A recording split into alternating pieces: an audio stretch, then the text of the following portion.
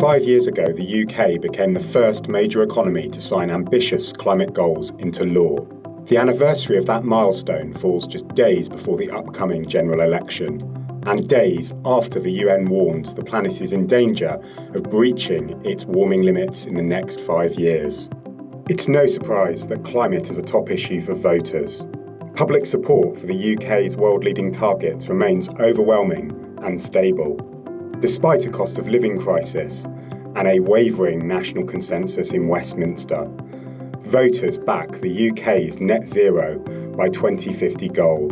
With influence over more than 80% of emissions and more than 300 councils declaring a climate emergency, local leaders are key to achieving that goal.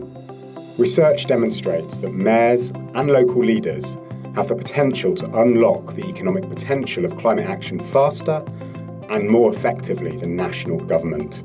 But that potential is held back by a relationship between local and national that has fractured almost to the point of breaking.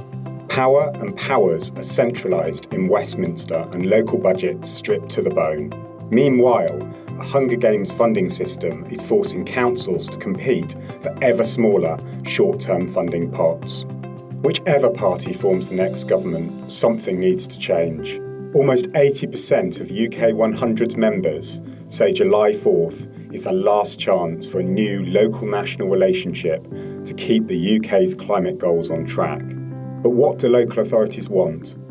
UK 100's 100-plus members believe there are 5 key ways the next government can unlock the ambition of local leaders. 1. Introduce a devolution bill with climate action at its core in the first King's speech.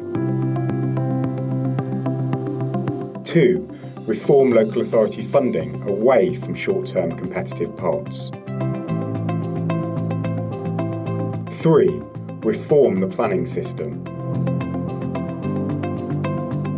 4. Establish a cross-departmental local net zero delivery unit. 5. Ensure successful community engagement in place-based climate programmes. By committing to these 5 actions, the next government can unleash rather than shackle the power of local government.